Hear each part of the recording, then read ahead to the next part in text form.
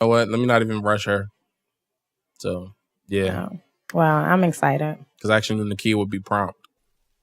And I'm excited because I heard Nakia say, I don't like going on people's podcasts, right? Because she don't like hearing her. What she say? Right. She don't like hearing herself talk. So she's here. No, I'm excited. I don't like watching or listening to podcasts because I hate hearing myself talk. That's what I mean. Like you don't like. I want it, but I won't listen to it. So you've never heard a podcast that you've been on? No. That's interesting. Right. So you don't know if you trash at this or not. Nope. You do? Do you care? Nope. But that's why she's care today. She's super authentic because. Why is that super authentic? Because she still does it. Like she comes. Gas. She's on. That's not gas. That's. Gas. How can you be trash on a podcast? What do you mean? Oh, you should have seen my first episode where I was concerned. It's just like I don't know the pressure, and then sometimes you you miss your.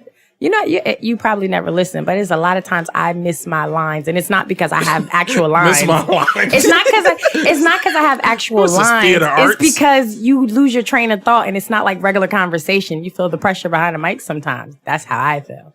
I don't know if I ever felt that way. The only thing that I realized by doing podcasts is the importance of one person speaking at a time. Absolutely. Mm-hmm. That's true. Speaking of that, want me to let y'all in on a secret? What? The show started already. Oh. like a minute ago. We knew that. Oh, okay. You knew? You just didn't care. You was just talking. I didn't know. Okay. I knew you didn't know. But Brandy, she was over here gassing. So, hey, welcome back. Everybody excited? Woo! Hey, everybody. They can't. You always say that like they're going to answer you back. I know. Well, we are live. So some people can. Your friends don't care.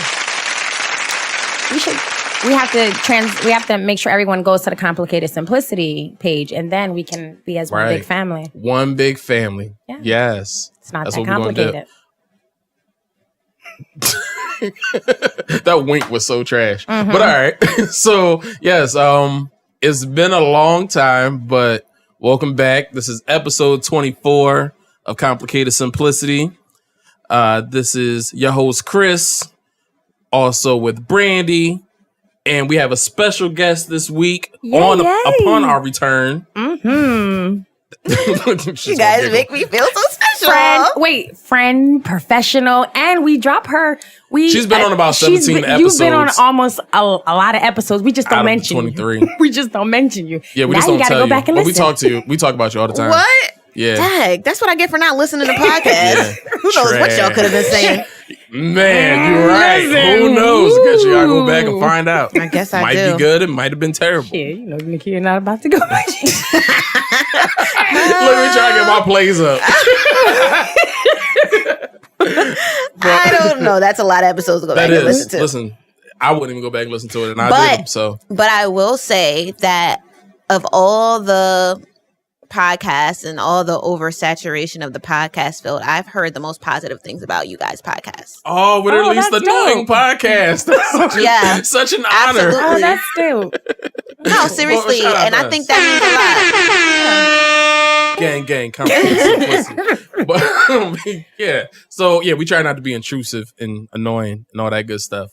But yeah, we took some time off. Yeah, life happened for both of us at the same damn time. At the same time, same week. So we made an executive decision to get our life together. Right.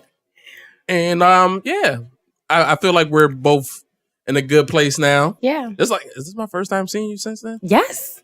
You're a trash friend. We talked a lot, but no, we didn't. We talked 4 times. All right. What's the next line that you were going to say? What were you going to say again? Stop lying for your life. Like, yeah, we're great friends. We talk all the time. Still mad at your Gemini comment. Geminis are trash. You're a Gemini. Thus, Brandy is trash. So we took some No, time. don't try to skip over the fact that you being trash since you brought it up. You all done? Right. I'm done. All right, cool. Yeah, so we took Nah. Don't go out like that, yo. All right, yo. We got a mission. We on a mission. Yeah, we got things to do today. But yeah, we took some time off. We recouped, recharged, came in with some fresh energy. Yeah. Because if we would have came in during that time of when the energy was off, you would have heard it, you would have felt it, and I would have just been drinking the whole. Oh God! I would have just been drinking the whole podcast, and now that's that it. is not appropriate ways to cope. Yeah, all right. As we all that's an amazing way to cope. As we all drink our green cups, but no, Right. it just was that time to unplug from a lot. Like, not even this is more of not an escape, but this is an outlet. It is for me. It definitely is an outlet for me. But even sometimes those are the things where you're like, you know what? Let me pull back, and I feel recharged. So there's some recharging in unplugging. There's some Ooh, recharging. look at that wordplay. That was you've been rehearsing this all month. She was like, "Oh, I'm gonna kill him with this." Ooh, look at that wordplay. That was an accident. There wasn't. You're right. I bet you it's in that notebook. Right. Yeah, it's definitely the notebook. It's some recharging and unplugging. And then she waited. Right, for the dramatic pause. Dramatic effect. I be feeling it after with this. All right, you good? You good? I'm good. I just feel good. Mad. I'm glad. You know, I feel good. Miss Nakia, how do you feel? I'm good. I'm happy. Nice. My energy is right. See, her energy been right, so she don't count. Yeah. Everything been good on her end, but nah, we're happy you're good. I mean, we all know shit. Yeah, we do. Yeah, but we're gonna let that out in 3 weeks, 2.5 weeks. What are we doing in? Oh, The trip, fool. Oh, yeah, I forgot. I know. But yeah, no. One of the things that I wanted to go over or talk about is the importance of what that break represented. Yeah. Because it wasn't just something that was done just to do it or to just be selfish or anything like that. Well, kind of it was to be selfish, but not in a bad way, because I feel like you have to put your mental health. We always stress that has to be a priority. We can't just always go out our way to just do things just because we feel an obligation to. Absolutely. So for me personally, yeah, the main reason I did it is because the effects, not necessarily just in the moment, like how would I do if I came in and still did the podcast. It was more so just like the long-term effects. Yeah. I'm starting to look at things in like a long-term manner, like the snowball effect of just like not taking care of stuff that needs to be dealt with emotionally and all that kind of thing. Like I feel like it just snowballs. Right. So you don't address it, it gets worse, or it continues to be unaddressed, and then like it turns into something else. Now that's a bigger issue than what the original issue was, and I ain't built for that no more. Right. Like at the age of 31, I be getting stressed like a lot. Like I'm bald all the way, and it was like I don't know if it's hereditary. It just got real, you know what I'm saying? Nigga was stressing, but now I'm good. You know what I'm saying? Now I do it on purpose. Right. But it wasn't like that at first. Nigga was thinning. But yeah, that was me. How about you, B? For me, mine was it started more out of like relationship, like different kinds of relationships. And then I, in taking a step back from that, I started noticing the things that I did find pleasure in, my consistency was shaky because I was dealing with other things that I the snowball effect is what you was talking about. So, and then I started to notice a difference in my energy, my focus, my just everything. So I literally had to take a step back to get my energy together. Anytime I unplug, the first thing for me personally is I start going spiritually. And I'm not talking like in a religious manner. I'm talking about like my spirit was low. And then I can't imagine coming in here, like I said in the beginning, might have been drinking. Y'all might have been sending me right on over to Nakia house, sitting on her couch. Because Nakia, is your house is that the rehab? I would have been in her office probably. I mean, my friends are always welcome to unplug and recharge at my house. That sounds good. Fine. No, it really is. And sometimes it's not with talking. Sometimes you're literally snuggled up under a blanket watching one of her horror movies or something. Nobody wants to watch. Well, not me. I don't like horror movies. I ain't watched a horror movie with Nikki horror Booty movies. I'm about to say that used to be 4 our 5 thing. years. Right? Yeah. No, man. But for me, I needed a new energy. And the only way I knew that, a lot of people look at it like, if you have to stop and stop talking to people and stop doing things, then maybe it's you. Well, I thought about that. I was like, it was time to self-evaluate and try to like get back on track. So I started noticing my consistency slipping in a lot of areas. And so when you had hit me up saying, we're going to reconvene in May, I felt like my obligation, because this, over the time, like over the past month, I realized I really take this seriously. Like, I don't take it lightly that you're having conversation over the airway with, however many groups of people. You just can't come in here with any old kind of energy. That's how I feel. So, and I felt like I was stale a little bit, like coming in like, I know I have this, but at the same time, my mind is somewhere else. So it gave me a chance to kind of clear my mind. So I'm super, super charged and excited to be here. I'm glad. Look, I'm happy to be. That sounded like a whole, how like when people give their testimony. Like, God bless y'all. I'm just happy to be here. And everybody clap like, go on, baby. Relax. Right. Nikki. Yes. So even though you didn't have to necessarily unplug and recharge, what's your energy feeling like these days? And what's the importance that you feel of having your energy right in your personal life? Especially when you're, your field of work. I got so much to say about energy. Mm-hmm. We got time. I don't know how much I should give away because I might be talking about energy Go tomorrow. on and set them up. Go on and set them up. But let me get a little shameless plug. Therapy. We gonna get into it. We got you. No, but seriously, energy. We have to master our energy. Yeah. Right. So it's really important when you feel the shift that you pay attention to it. Absolutely. Because it's your spirit's way of communicating with you. And when you need a break, you need a break. It's nothing selfish about that. So I commend both of you guys on, not being, I don't know, some people give so much of themselves to other people. And I'm sure you give a lot of yourself to the audience. But I commend you guys on being in touch with yourself and knowing like, you know what, I need a break and we're going to recharge and we're going to come back stronger than ever. Like, even shows have season finales. Like, every show got a little new season. So you could just look at it like the new season. Right. Oh, that's true. Look at it like the new season of y'all show. Coming back. Yeah. Different energy. That's the way I was looking at it. Absolutely. Nothing to be ashamed of.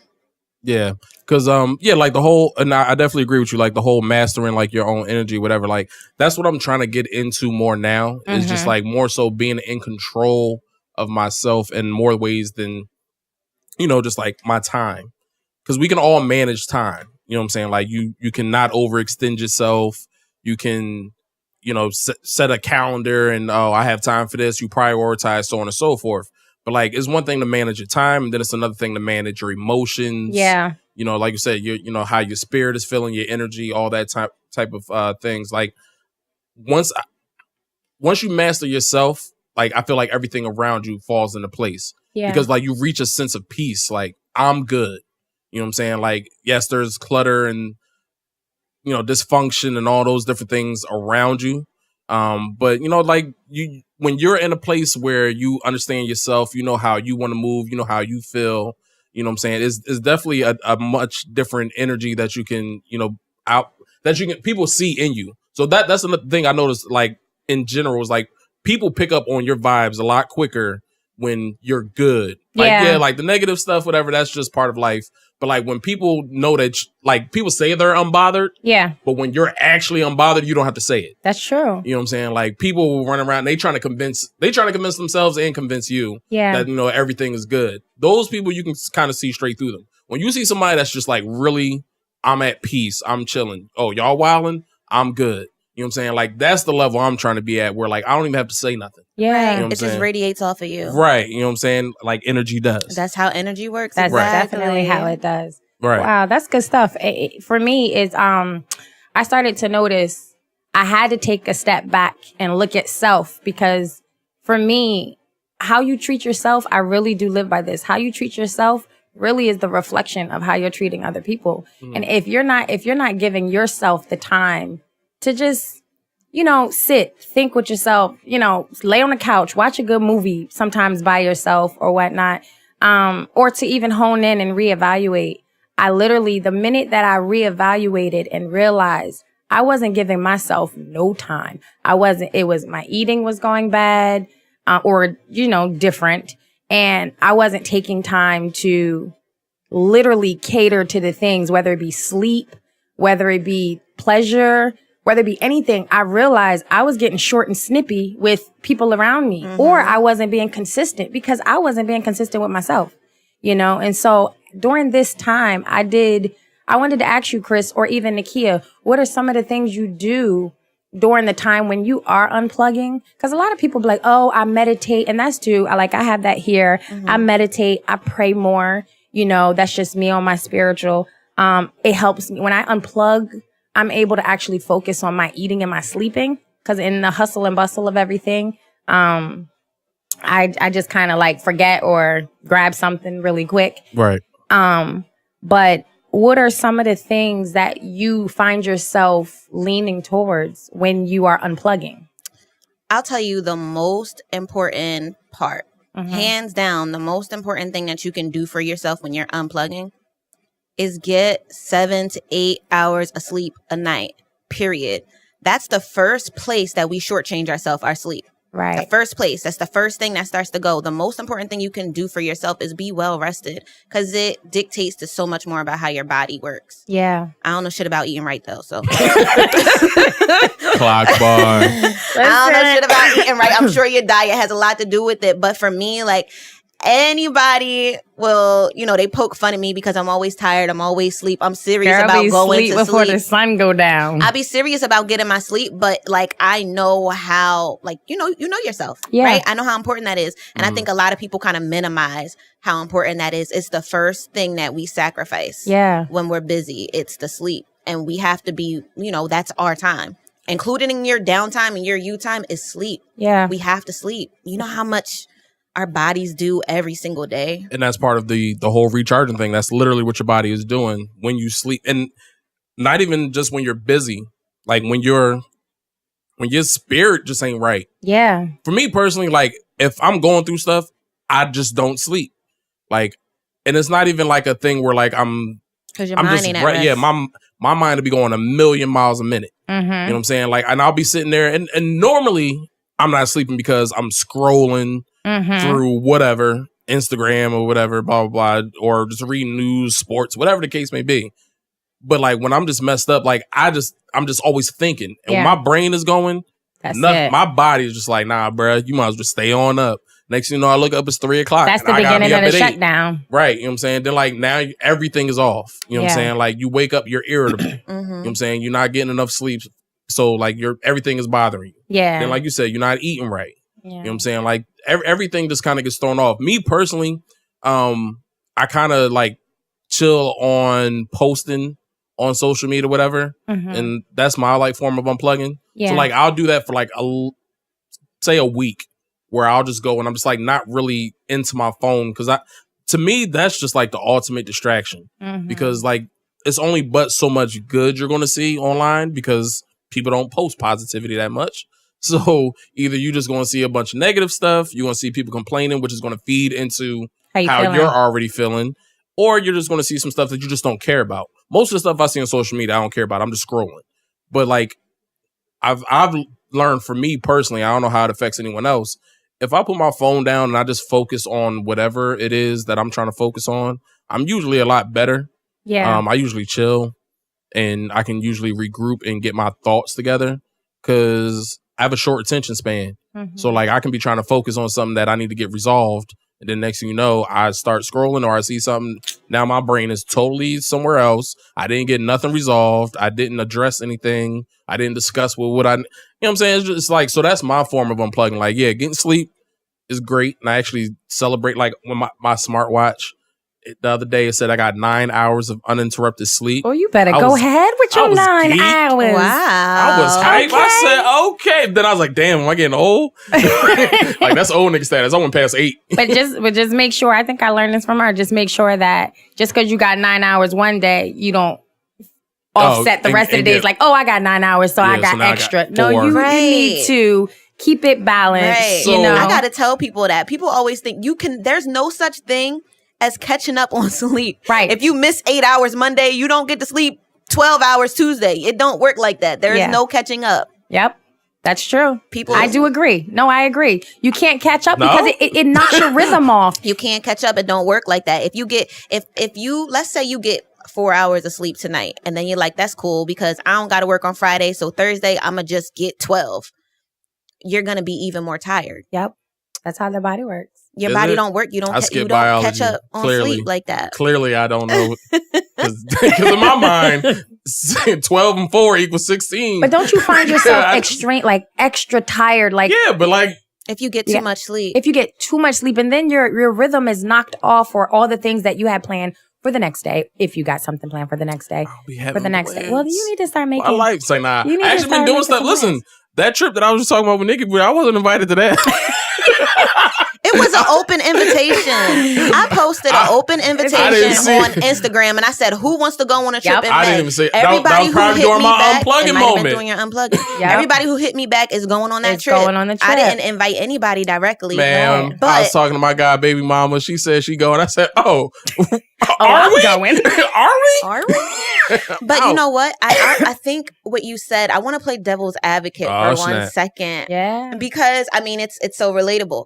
A lot of people always talk about recharging and disconnecting from social media. Right? And they say it does something for you. Now, I'm not knocking that. However, is it possible to kind of, I'm always talking about how your diet is more than what you eat. Yep. Right? It's everything that you take into your body. So if you feel like on social media, you follow a lot of negative people or whatever, things that you don't want to see, is it possible to not follow those people so you're controlling what you're seeing every day? Oh, I don't see the negativity because of who I follow. It's just there. So I feel like negativity is like unavoidable now. It's kind of like you could say don't watch the news. Okay, nigga, I'm trying to find out the weather. You know what I'm saying? Like, I got to turn it on. All right. So I can open up the app and I'll go to Google. Google News will pop up first. You can still see Google. No. On my iPhone, it's a separate app that's just weather. All right. So since we're being technical. That was Droid Shade. If anybody kept that was Droid Shade. Yep. We don't have a weather app. You niggas are so weird with this iPhone. I mean, we were just talking about your weather app and you said it comes with news. My nigga, I don't want to see the news. Google. I want to see the weather. Go get a weather app. Well, all right. There's ways. But no.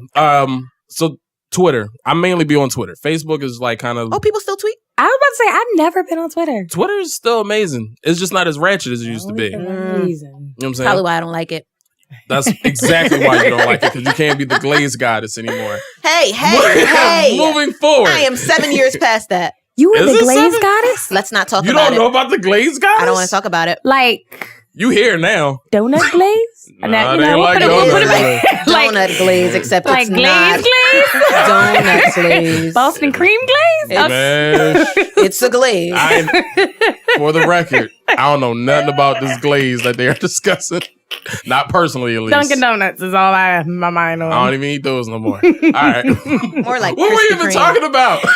Anyway, my point was just editing your Twitter, social media. Twitter, like, you don't have to be following a negative person for it. Now they show what people like, what they retweet. Now it just sends you automatic stuff into your timeline. So, like, you can't really avoid it. It's just there. Okay. So, yeah, that's why, like, I'll just put the phone down. Because once you're on there, you're susceptible to see anything. Not to cut you off, Jay said you still should be selective about what you look at and listen to and digest, and in conjunction, like, you have the power. So even though it is, you can't avoid it, you can try your best. You can do your best to not let it penetrate you, especially when your spirit is right. It doesn't. Glaze and penetration. Is that the name of it? No, I'm just kidding. Is that this episode? Is that the episode? Glaze and penetration? Glaze and penetration. Ain't nobody gonna listen to this. Everybody's gonna listen to it. No, they're not. They're gonna be disappointed. It's like, no. But no, you can still filter. Like, you can, even though it's there. I think we have to get to the point where, you know, when you recognize, it was something I was saying to you earlier when you said Geminis were trash. Yo, you gotta let that hurt go. Back and touch on that. I just want you to know that you do have your own power to control your emotion, to control what you see, to control those things. And so if you already know the characteristics or the traits or the signs of what negativity looks like, it's not going to affect you the way it's not something that I'm not going to say it's not something you need to unplug from. What I'm going to say is you're going to get to a point where that is not going to be the reason why you need to unplug, because it doesn't hit you that way. It's like, oh, boom, trash. Oh, this is nice. You know what I mean? But I think it takes what you're doing right now as far as unplugging helps you to get to that place. So, yeah, because clearly if I'm in a good place, none of that stuff is going to affect me. Right. But if I'm already there, I'm already in the negativity. Yeah. You know what I'm saying? I like, feel you. And then everything feels everything. That's the energy. So now when you see it, it's not like, oh, I'm in control. Yeah. It's like, no, nigga, I'm suffering like, today. Oh, this is relating. Yeah, like this is you know what I'm saying? hard. Like, you know what? Yeah. Let this misery and this company meet. Yeah. And have a ball. and have a kickback.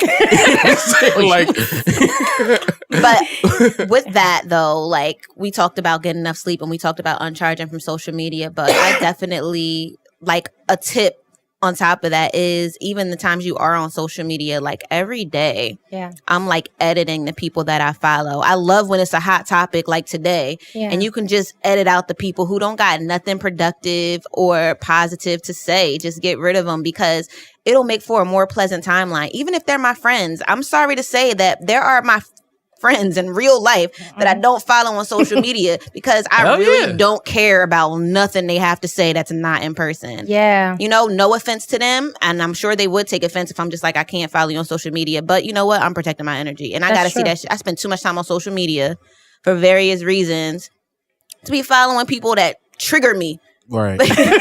I'm triggered. Speaking of trigger, I was going to say, look, shout out to Janae Aiko. Oh my gosh. People that make you just want to debate and yell and they bring the negative out of you. Like, you know what?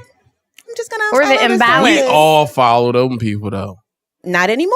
Right. We'll see. But so with the question, not the question, but the statement that you made about getting enough sleep. Did anybody catch the Steve Harvey clip? No. All right, so Steve Harvey has a clip where he's basically, you know how you go on his little rants and all that kind of stuff, where he tells people what they shouldn't do and all his life lessons. Which, you know, Uncle Steve, sometimes I'll be feeling him, sometimes I'll be like, nigga, shut up. This was one of the ones where like it was kind of in between. Basically, his argument is wealthy people don't sleep, or if that's your goal to, you know, have money and be happy financially and all that kind of stuff. Getting 8 hours of sleep isn't reasonable. That's why they crazy. Facts. Yep. But his thing was like, you know, he said, you know, it's 11 o'clock over here in California. It's 8 o'clock. And no, I'm sorry, backwards. In California, it's 8 o'clock, but it's 11 o'clock on the East Coast. The stock market been open for 3 hours. If you're trying to be wealthy, there's other people making decisions on your life while you still sleep, blah, blah, blah, blah, blah, blah. As people that are, I assume, striving to be, you know, financially set and, you know, not have to worry about money and those type of things, do you feel there's any validity to the statement, or do you feel like that's just, you know, irresponsible to tell people not to sleep 8 hours?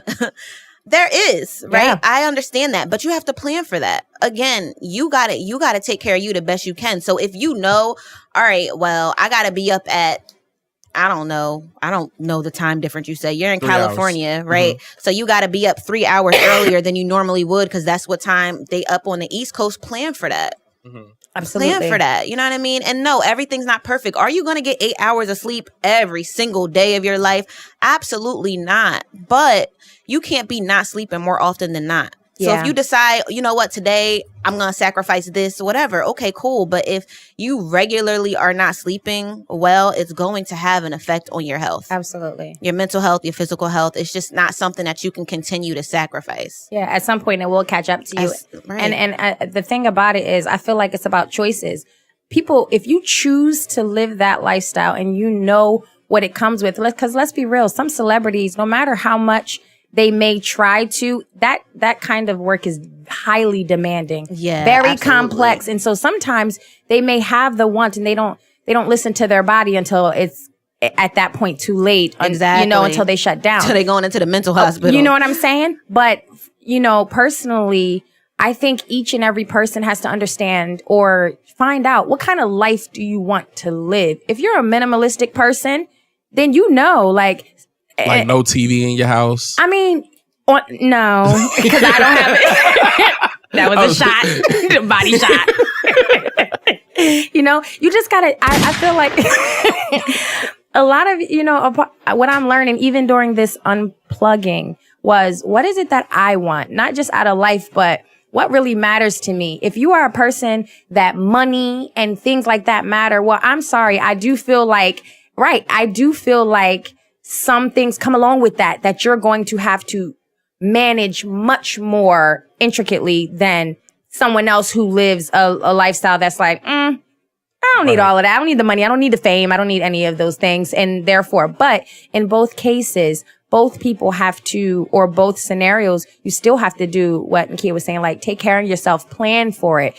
Just because you have a high, and forget celebrities, we're talking about regular, everyday people with high complex jobs and stressful jobs and things like that. You have to plan for the environment that you're going to be entering into. And not sleeping is a recipe for a disastrous kind of weak, everyday, you know, lifestyle. And so I think that someone has to really figure out their choices. So the way I look at it, personally, I don't necessarily have a problem with what he said. I think it is applicable in his lifestyle. Right. You know what I'm saying? I like that word. You know, I read, you know. I like how it rolls off your mouth. Right. Applicable. Right. Go ahead. I don't like how y'all be talking about my mouth. Say place. applicable. Say it one more time. No. Applicable. So no. I think it's applicable when it comes to, you know, people in his lifestyle that are already there or on that path, right? Right. However, I feel like what happens a lot of times is like what these celebrities do is they use their wealth and their position to speak to people in a common place or in a regular place, and it's not applicable. They can't relate. A lot of people can't relate to that type of lifestyle. You know what I'm saying? Like where, you need to get less sleep because wealth is the goal. Right. A lot of people just trying to get out of debt. Right. You know what I'm saying? So like for you to be somebody who's nowhere near, me included, Steve Harvey's financial status, you don't need to be doing what Steve Harvey's doing. We understand why he don't get no sleep. He got 97 jobs. He hosts Miss America. He got a morning show. He got a talk show. Which he can't he messed up on Miss America because he ain't getting no goddamn sleep. He ain't getting no fucking sleep. This See nigga how everything comes can't back even read. Now you can't read. That's You how embarrass this lady. Circle. And you can't sleep. Like, Mr. Steve Harvey, you need to get some goddamn sleep. And you know what else? Since we're talking about things that aren't applicable, I want a funny story about trying to attain this wealth and taking advice from wealthy people. Right. Forbes magazine told me that my income should be divided in 3 parts. 50% is bills, 30% is expenses, 20% is savings. So I'm trying to do that, right? I'm trying to save 20%. And it took me a couple years to realize, wait, I don't got Forbes money. Right. I can't save 20% of my paycheck. Right. My bills is 60%. So I end up saving 10. Right. But 10 was still good on the grand scheme of things. But I'm saying all that to say I had read this article that was talking about how we constantly are talking about how you should save, but it's based on your income. Yeah, it's based on your lifestyle. You cannot go without the things that you need because Forbes magazine told you that you need to save 20% of your income. Absolutely. You still got to be happy. Right. And you have a lot of people taking that, not saying that if that's not your status or your level of where you're at, then you find yourself, I've known some people who found themselves creating more debt. Trying to save 20%, and then you end up using that 20% to pay off your debt, and it sounds backwards, you know. So you definitely have to, make it fit your situation. Everything's not applicable, right? Everything's not applicable. What? You know, that's the. What is this? That's the. That's the liquor. I'm warm in my shoulders. I'm getting a little warm myself. I know. What is wrong with you? Got a milkshake? You got an Essentia. Brings all the boys to the yard. Hey! I met her background singer at what is it, Khalees? What, Khalees? She has a backup singer? No, no. She sings. I thought she just collected checks. She just collected checks. Maybe dancer. No, she was young. I went to this women's. I'm sorry. Well, this is so. Huh? I met her this past weekend. I've been going. Listen, I've been going to a lot of empowerment events. Look at her. She got the fist in the air. Go ahead. Listen, they say if you want to elevate, you want to be. This is something we can take. You know, I don't know about Forbes. I don't know about Steve, but I do feel as though if you want to see yourself, and this goes into like the preparation. If you want to see yourself grow, if you want to see yourself have the greatest energy you possibly can have, or if you want to financially elevate. I just upped my status of like energies around me and people around me. And I've been going to a lot of just events that cater to progression, growth, energy, love, spirituality, finances, you know, being a mom, working all that and still maintaining your health and still protecting your energies and your spirit. So that's, I think, you know, shout out to, Mamas Who Lunch I had went to, and it was a room full of women, and it wasn't that type of energy that was like, oh, moms, and we just come and talk about. No, it was some powerful women there. I love things like that. Powerful women, everyday women, but they were like, girl, you could get this bag and feed your kid and live this life and travel and still take care of your spirituality. So balance is the key to happiness. True. I feel like we don't have none of that for men. A lot of the men were saying that. Like, I can't be on Daddies Who Brunch. You need to create. I like brunch and I want to be around. But you need to create Daddies Who Brunch. You know what? I ain't a daddy. I ain't creating nothing. But me and Shazaya, shout out to Shazaya because she's watching. We went to a seminar this weekend and somebody asked that question, like, how come you guys don't do stuff like this for men? And what he said was that men don't they don't receive the information the same way as women do. So if they wanted to give information to men, they would have to do it in a different way. Yeah. Because he said men come to them privately and ask them questions, but they don't want to do it on like a public forum because of the ego. Right. Really? Yeah, I could. I don't know how I feel. I don't know if I agree. It be them. All right, just because he said it, don't make it a fact. That's that nigga's opinion. No. I'm not saying a fact, but I'm saying for him to say that, I feel like it came from somewhere. Yeah. Some people might do it, but Boys a lot Who of men Brunch might coming soon. Oh yeah, men. Boys Who Brunch. That's kind of cool. You should do that. Men don't sound right with brunch. But you know what? But a lot of people. But men brunching. Exactly. Right. But you know what? That's where the ego does play because you get a room full of men. You put that out there as marketing or advertising. They're like, oh, that's going to be gay or that's this or that's that. And it's like, no, but the only time that it's not that way is if a figure, y'all got? No, but if a figure, like a public figure or somebody like, oh yeah, I know, I seen him talking like spiritual or not spiritual, but whatever the conversation may be about, then you may get more guys inclined to get their barrier down. But an average guy who's putting guys that brunch or whatever the title may be, it's so much skepticism that it's kind of like, I think it's harder for you guys, but us women, and it's nothing that we're higher or lower. We eat this. We eat this day and night because no, you're right. Go ahead. Because this goes back to a previous episode. We do eat this. We're always craving for more. And so are guys craving for more. But I think there's a barrier when it comes to their self, like on a collective, on a larger scale. More men may not be as inclined to go to something like that, depending on how it's presented to them. If it's presented the right way, I think that would be an awesome ass. Maybe not call it Men Who Brunch. Maybe call it like cognac and cigars or something. I don't know. What do men do? So you gotta masculine it up. You gotta masculine it up. Boats and hoes. Something like that. Because like women love brunch. I don't know if men, what do I know? I don't know shit. Somebody said, Chris, give them a platform. Ooh, the community is calling. Ibn said you're right. Ibn said that he went to attended a fatherhood union in Hamilton. Yeah. And he said it was about empowerment for men, and it was dope. But Brandy, right? I was like, nah, that's gay. But this the kicker, but though. we went anyway. But this the kicker. Even that, it was about fathers, right? So it's almost like we're willing to empower you if you come with something. If it comes with, you have a child, you have to have some type of title. You can't just be a man. But you know what? Just be like, I want to like express myself and empower each other. So maybe I don't have children or wife. Right. So maybe there needs to be something that says, where do I fit in? But you know what? You know what? You're not respected until you get one of the two. But you know what? You still share a lot. You still share a lot of what fathers experience. One, you are an uncle. I'm not saying that's the same. What I'm saying is it is your goddad. You know what I mean? And and at the end of the day, maybe there needs to be something that includes the different levels.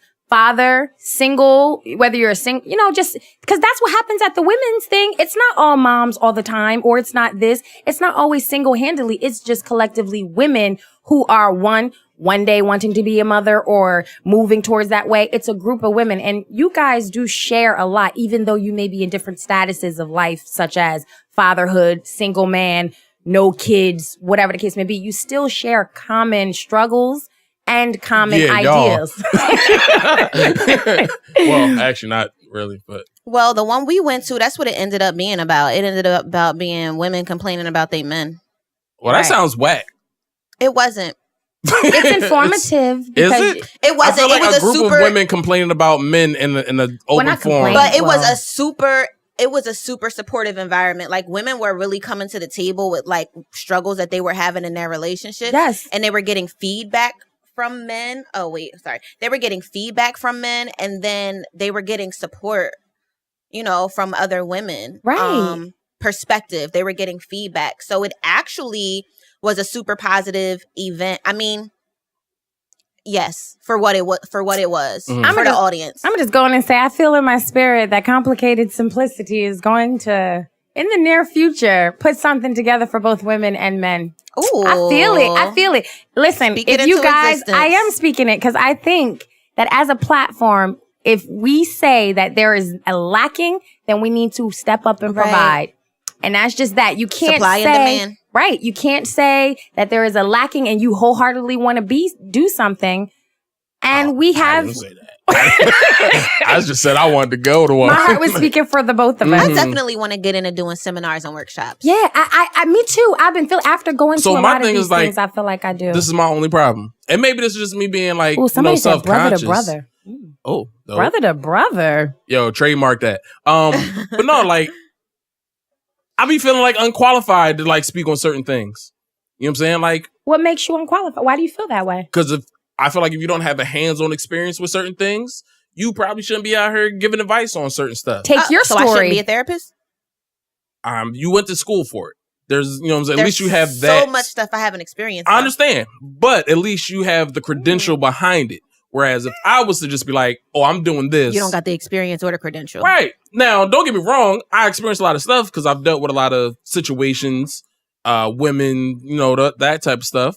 But people may not be receptive to what I have to say. But you know what you have? You remember me and you were having a conversation and I was like, I value your feedback more than a lot of other people's. Mm-hmm. Yeah, you do really. You know really what I mean? Do have great feedback. It's not always about the wisdom. I mean, it is about the wisdom. It's not always about the experience or the education or whatever, but sometimes it's just the way in which you deliver information and the wisdom, the thoughtfulness behind it. Mm-hmm.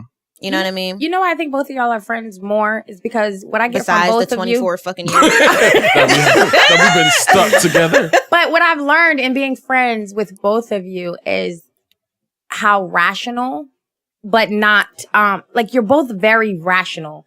And I say that I think I've said that to a few of my friends who don't know like you guys at all. I have some rational people that will tell me about myself at the same time. It makes sense because, you're not looking at the emotional aspects when you don't need to. Like if I'm in an emotional state or if your friends are in an emotional state, you will be, sensitive to their emotion, but you're not about to compromise. You're not about to compromise being rational with them being emotional. Like, okay, get yourself together. We have another friend like that. Joel is another one like that, where it's like, you whip us into shape. Now, I will say that for my more sensitive friends, I got to learn to be the type of friend that y'all are, because I'd be like, listen, I get cussed out. You may cuss me out and then I won't take it any type of way. And I can't do that. Well, the only reason, the reason it comes off that way is because like, I'm contrary to popular belief, I don't be trying to be shady. Right. I really don't. Like, when it comes to my friends and stuff, whatever. Shady. Nah, but like, no, I'm kidding. The stuff that I say to my friends is always out of love. Yeah. You know what I'm saying? Like, if I don't bang with you like that, I'm probably not giving you advice no way. Right. You know what I'm saying? But like, if you come to me for something and like, it's something I have an opinion on or advice, or you just need like to hear an outside opinion. I was actually talking to somebody, about like their situation. Cause like we were both going through stuff. So like we went out and just like got food or whatever. And like, it was kind of like an analogy that I gave to them. Like, yo, when you're like really close to a situation, you can never evaluate it the proper way. You know what I'm saying? Like, you don't have the proper perspective.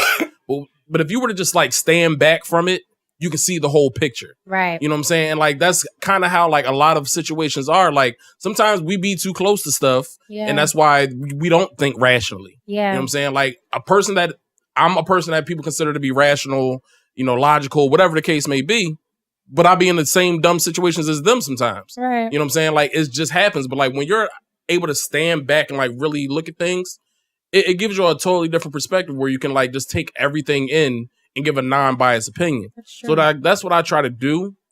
And it's never from a perspective of like trying to like play somebody, right, or make them feel dumb. Because yo, like, in this thing called life, we all gonna be dumb. We all been dumb. Right. We all will be dumb. Right, I'm saying it's still coming. We have been. You know what I'm saying? Gonna do it again. Gonna give dumb advice because we bitter and because we got trauma. Right. Ooh, segue God. I was just thinking that, like, so trauma. Yes, let's get into this trauma, because it's like, as we were talking about before, it is something that many of us are undeniable. Like, you can't deny it. You know what I mean? You cannot deny when you see the fact. The only thing that you may not know is where it stems from, what to do with it, or, you know, how it even got here. So that is why we do have Nakia here.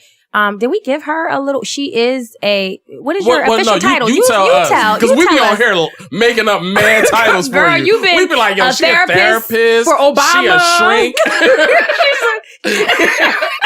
She's Beyonce's therapist. Listen, claim it. Speak that, sis. Nah, you don't want Beyonce yes, problems. I do. Listen. You have to sign that non-disclosure. I will. She ain't gonna be able to talk at all. 2 recipes that's good for her being the money and being Beyonce's therapist. Mm-hmm. That's it. Yep. That's it. So what is your official title? My official title is just a therapist. I'm a mental health therapist, a licensed associate therapist. And where can people find you if they do need a therapist? Or, I mean, we'll reiterate this. Or how can people? You always are welcome to people in your DM. Or yeah, right now. DM therapist. Yeah, right now I am only a personal therapist to my friends. Okay. At work, I do a lot of addictions counseling. Okay. But that is only through like my organization. I can't like tell people, oh, just come up to my job. Oh, right. It's only through the organization. I am working on doing individual counseling outside of that. So that's soon to come. So right now, if you want therapy from me and you are not my friend, it will be DM counseling. Because I don't want people ringing my phone all hours of the night. Right. That's a thing. Somebody DM asked me, do I do virtual counseling? You don't charge? No. Why? You're providing a service. I'm providing a service. Yeah, but I'm not. And you know what? Somebody once told me. You be giving away mad bags. Because I just yelled at you like mad. No, she has this idea that I will never repeat, and I hope she never repeats it either. But like, it can get her mad money. She's legit sitting on a bag. Listen, I already know because my spirit is inclined with the same exact thing. Yeah. And it's funny because when we would be a part of it. Yeah, when we were talking, when I first found out, I never would have. It's not that I wouldn't have expected you to think that. It was just kind of like, oh my God, she's been next to me the whole time, and I've been feeling this like, who can I talk to about this? No, they're probably gonna think I'm crazy. When you said it that time, I was like, really? And my heart got so excited because that's a true passion, and I think that's part of the reason why, like, sometimes. Like, even for me, like, it gets weird at this stage of charging, but at the same time, there's going to come the best time where your services are going to say, listen, I've worked for this. You know what I mean? And the opportunity and people want it. It'll come. But that's what happens when you're doing something you love, you end up doing it a lot for free. Yeah. And I really feel like I'm walking in my purpose. I'm I'm really good at what I do. So I'm not really concerned about the bag at this moment. Right. I'm good. And I'm one of those people, like I've been saying it a lot, but it's like I feel like when you attain a certain level of wisdom or I don't know, stability, when you reach a financial point, like I am always like, you don't build a higher fence, you build a bigger table. So for me, it's like I'm just spreading awareness. I'm just spreading knowledge. You like, better go ahead. You better have me writing in my notes. I just want to help people. I want to help people. Like I want to help people grow. My biggest thing. I want to help people have more healthy relationships. I want to help people master their energy. And I'm not charging for that. Y'all niggas better get it while it's free. Listen, y'all better get it while it's free. So one of the things that with the whole social media therapist thing is that I don't even know exactly when you started it, but like as soon as you started it, like I took notice. And that's kind of what brought you here, outside of the fact that I love you dearly. I love you. Oh, now you gassing. It's like, I'm just kidding. You mad I ain't told you I love you? You mad? Oh, that girl. You want one too? No. No, sit back. It's fine. But no, so you started the whole Therapy Thursday thing. And what I like about it is, shameless plug, the simplicity of it is the fact that like it's just available in your story for the 24 hours that it's up there. It's very easy to comprehend. It's very digestible. It's not like a whole bunch of big words and technical jargon and all that kind of stuff, whatever. And like it relates. It always it's almost like sermons on Sunday. Like you'd be like, dang, that was for me. You know what I'm saying? Like she really hit home on that one, whatever. So the one that got the biggest response that even I had to reach out. Not that I don't reach out because I don't want nobody to think I'm a hater and I don't be like showing people love. But like I had to hit her in DMs like, yo, this is really good. Was the relationship trauma and PTSD that, that pretty much goes unspoken. Yeah. Not even realized. Yeah. And even as I was reading, I was like, that's deep because I feel like everybody has that trauma. The same way in real life, I feel like a lot of people have PTSD just from the things that they've digested and seen in their actual lives that's been untreated. The same thing applies to our relationships. So if you shall, share a little bit with us about like where the inspiration of that came from, and just overall, what the point was that you were trying to convey when it came to it. Okay. So how did that happen? I have to do these trainings at work. These like annual trainings, refresh your skills. I feel good about it. I feel like it's necessary. And we were talking about trauma as it relates to the trauma that most people think of when they hear trauma: the car accidents, war, growing up in a bad accident, getting shot, like, natural disaster, stuff like that.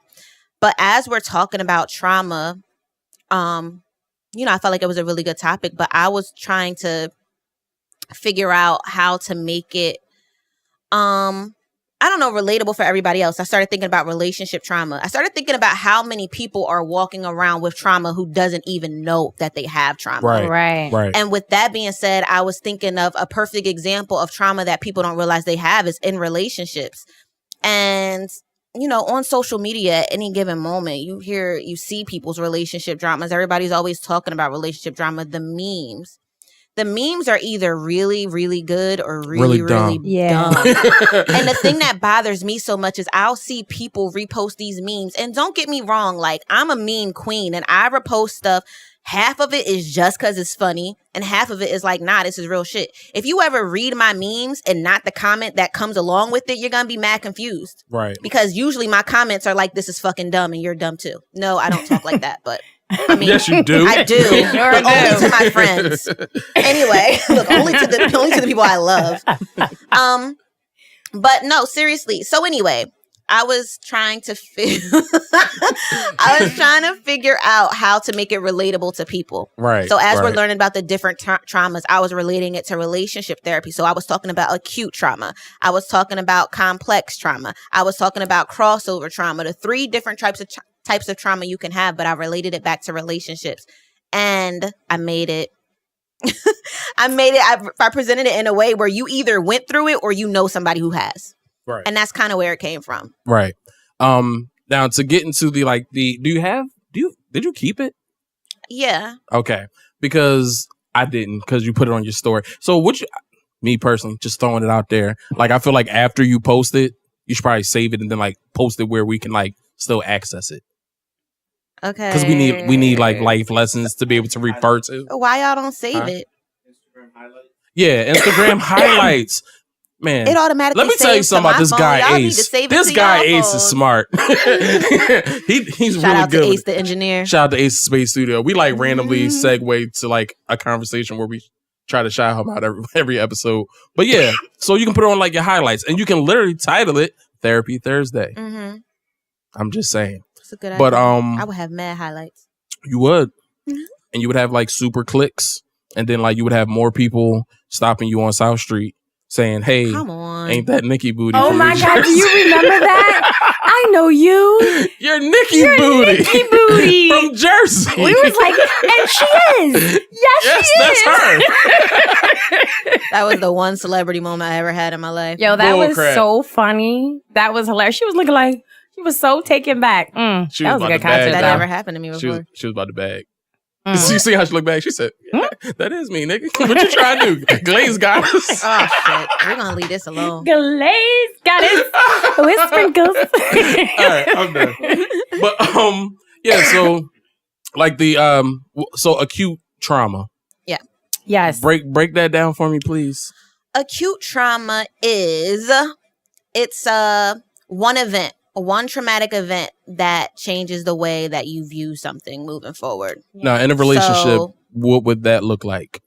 In a relationship, like getting cheated on? Yeah. It would be, okay, so if I was talking about acute trauma, like generally I'd be like, okay, a car accident, right? Mm-hmm. As it relates to a relationship, acute trauma is going to be not just being cheated on, but maybe you walked in and you caught them in the act. Mm-hmm. Right. Because that's worse. That's worse. Right. You know what I mean? So that would be an example of acute trauma. Now, how it's going to affect you moving forward. First and foremost, what I have to say about trauma is that everybody has experienced trauma. Right. Everybody has experienced some form of trauma, especially when it comes to relationships. But we don't all get traumatized by it, if that makes sense. Right. Everybody's going to deal with it and cope with it differently. Right. So in this instance, you might feel like you might think that everybody's a liar. You know what I mean? If you ever seen those people, hold on, let me tell you exactly what the post said. Yeah.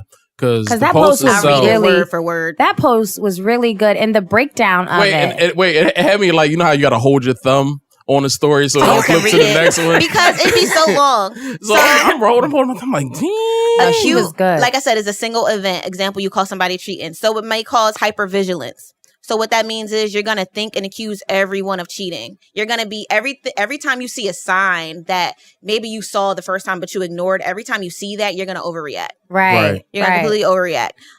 Let's say somebody you called his phone and he didn't pick up. You automatically jump to he's sleeping with somebody else. Automatically. Right. It's never, he or she. The phone, he or she. Sorry. Yeah, because y'all get down with that.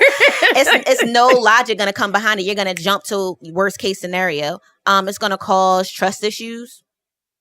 You're going to want to avoid feeling that way again. So you're not even going to want to fall in love anymore because it's like, I'm not doing that again. Right. Something so fast, like, which is obviously hence the name acute. Something so fast that happened one time, or that one time event changed the way. Right. And then to even go back a little bit, the definition of trauma, any event or experiences that changes or impacts the way you look at things moving forward. Absolutely. So this one event, it's traumatic because it changed the way you looked at relationships moving forward. Right. So maybe you cheat now because you think everybody does it anyway. That's your defense mechanism. Right. Okay, I'm not going to get cheated on alone. He a dog, I'm a dog too. Right. Roof. Now we just everybody just barking. That's a whole kennel. But people don't even But people don't realize that that's not normal. That's not okay. It's not healthy. It's not healthy for you to be hyper vigilant every time somebody doesn't answer the phone. It's not healthy for you to have trust issues. People talk about trust issues. Trust nobody. You're traumatized. Yeah. Fix yourself. Yeah. Right. We seen Meek Mill post something today that said, what did it say? You a good girl, but I'm afraid to fall in love, so I'm just gonna fuck you over, or whatever he said. Yeah, that's something trauma. stupid like that. It was stupid. It's trauma. So what the fuck are you looking for a girlfriend for? Go look for a therapist. Oh, why bring that on somebody else? You don't want to be in love, so what are you doing this for? What is your purpose? Right. We don't got to be in a relationship to have sex. That's true. Say that. Right. So that's acute trauma. That's how it affects people. And I feel like some gems, right? Y'all better get it's a notepad common, though. And I just want people to be more aware of it. You know, you cannot become the people who hurt you. You ain't no better. Like, what are we doing? True. It's only getting you further from the mark you really want to be exactly. at. From where you really want to be, because it's coming in the form of a blockage, but you are your own. You are your own. You're in your own way. And then it goes back to energy. What are you attracting? Right. All the women and men who are online bashing men and women every day. What kind of man and woman are you think you're attracted? I know I'm not attracted to any man who bashes women every day. Right. I don't know, as a man, Chris, do you feel like, have you ever found a woman attractive who sat online and just talked shit about men all day? Yes. Who wants to deal with that? I have. Because I'm a Libra. Why are you so hurt about being a Gemini? God damn. But no, like I feel like we all know these people though. But they've all been traumatized. They all been traumatized. So I mean, this is on the flip side of us acknowledging that not all of us have been traumatized. All of us, yeah. How do we deal with it though? Like as a person, say if you're trying to make it work with one of these type of people, you didn't know that this trauma existed because people don't come out and express their traumas. It's not really a first date conversation. Mm-hmm. People not gonna be like, yeah, I caught my last nigga cheating, and now I have a thing where if you don't pick up your phone, I'm going to go off the deep end and pop up at your house. Okay. All right. So now you're here. You in this relationship, friendship, situationship, whatever you want to call it. Now you find out this person has this trauma. Mm-hmm. Are these things that can you help people with these type of traumas as not being a therapist and not like, is there a form of support you can offer? How much patience you got? Right. How much patience you got? It depends. It's like if I am working my hardest to be healthy and to give you a healthy relationship and to come to the table with at the least amount of baggage as possible, is it wrong for you to want the same things?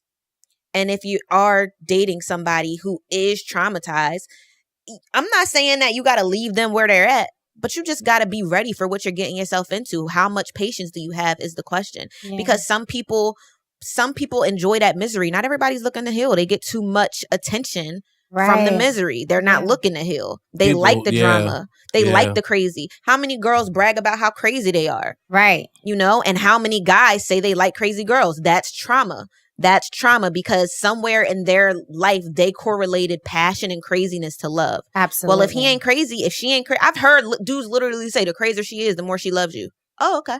Right. Yeah. Until your house is on fire. Like, but that's trauma. You know what I mean? Like somewhere down in their life, that's crossover trauma. They've been in a toxic relationship for a really long time and they normalized it. Right. I was going to say, and it becomes a normal thing. Mm-hmm. So I guess on the contrary or on the flip side, you know what I'm saying? If someone is out here dating, so if someone's, in the dating pool, they're looking for potential dates, women, men, whatever the case may be. And the consensus is that everyone has experienced trauma. Yeah. How do they deal with it? Yeah, like how do you rationalize dealing with certain people? Like, do you just say, all right, this is worse than the other one? Or is it, like you said, just your level of patience? Yeah.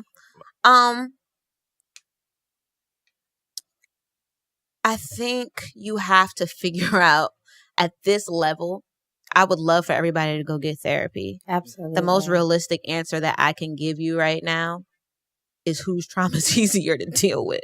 Right. Right. Yeah. Because it's just something that we all have. The only thing that I can do is teach people awareness.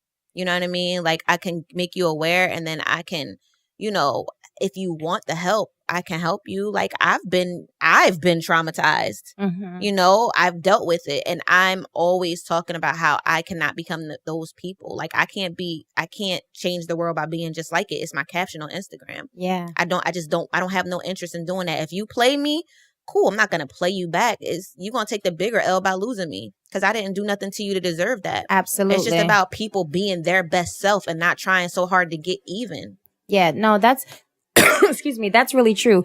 I'm not a therapist, y'all, but I'm going to go ahead and read something that was from a book called The Anatomy of the Spirit. So if you guys want to listen or read, this was given to me by a friend. It said, the question at hand was, what is your understanding of a healthy, intimate relationship? And, we're talking about relationships, and we're also corresponding them to healthy relationships. And one of the rhetorical questions or questions you ask yourself, being on the side that you're talking about, Chris, of being the person that is traumatized and projecting this type of energy, are you willing to release the use of your wounds in order to open yourself up to such a healthy relationship? So I think that's so important, because you have to make everything, to me now, as I get older, is about choices. As Nakia is saying, you have someone to help you identify what's going on. But ultimately, I don't think change happens until you choose to say, this has been a traumatic experience on my life. It no longer serves me, because we hold on to our hurt as if we paid, every dime, right. We hold on to it because that's what we're entitled to. Right. Or that's what we feel entitled to. But when it comes time to let that go, we don't want to let it go. And that's what's keeping us in this vicious cycle of not being able to let it go. And so when it comes to dealing with a person who has dealt with their trauma. So for instance, Nakia, you have dealt with your trauma, and I'm a guy and I want to date you, but I know I've been, trauma. Not only is it for your patience to deal with me if you want to be with me, but at the same time, I have to be willing to release that trauma. Yeah. To identify it and to release the trauma that has been, that I've experienced. Been plagued with. Yeah. So someone hit me up asking me, well, a couple people hit me up, because also with that post I had said, if you want more personalized, you want to get kind of personal, hit me up. And one of the things that I always tell people to do is, you have to, in order to heal, right? In order to release that trauma, you have to try to take something from it so you learn. Everything has its place in your life. Right. Everything happens, not to be cliche, but it happened to teach you something. Yeah. And you evolve or you repeat. So that doesn't mean that, oh, well, I learned in my last relationship that if he don't answer the phone, he out there cheating. That wasn't the lesson. Right. That wasn't the lesson. And since you didn't get the lesson, you're going to repeat that over and over again. That's true. You evolve or you repeat. So what you need to do, what I would recommend everybody to do who has any kind of trauma or just period, is every significant relationship that you've had, you have, if you're a writer, you write it down, you could think about it. I don't care how you do it, but every significant relationship that you have to figure out the lesson that you learned from that, because all of those relationships are leading you up to your final one. Yeah. And when you take things into that relationship, it can't all be baggage. It got to be lessons too, but it has to be the right lesson. Message. Yes. It has to be the right lesson. And so that's something that I recommend. I also recommend that people have some type of consistency between who they think they are and who they really are. Oh. Yes, Lord, we got homework for y'all to do. Y'all got homework. There has to be consistency. Because they don't align a lot. They don't align. You'll think of yourself and you'll tell other people oh yeah, I'm loyal, I'm honest, I'm a good man, I'm a good woman, but you're not. Be honest about that. What is a good man and a good woman? Would a good man or a good woman do this? And it's okay if they don't align, but walk in your line. Okay. Right. If that's what you want to be, what are you doing to get there? Don't just say it. Walk it like you talk it. Walk it. Like you talk it. Yo, right. That's so the fact that y'all ended off that amazing lesson. Gotta make it relatable. Migos. Gotta make it relatable. Right. You trying to say your listeners, our listeners can't relate unless the Migos. They can relate, but you just gotta bring stuff around, pop culture. Listen, those are two. That's now I don't want to overwhelm people with too much information, but those are two things that I always. Well, that's suggest. the good thing about a podcast. They won't get overwhelmed. They can hit pause. They can pause it right now. Come back to it. You have some questions, actually, for you. Letting go of a past relationship is easier said than done. What are some healthy ways one can learn to cut the ties with someone without feeling the need to immediately fill those voids? Good question. everything about therapy is easier said than done. Every single thing.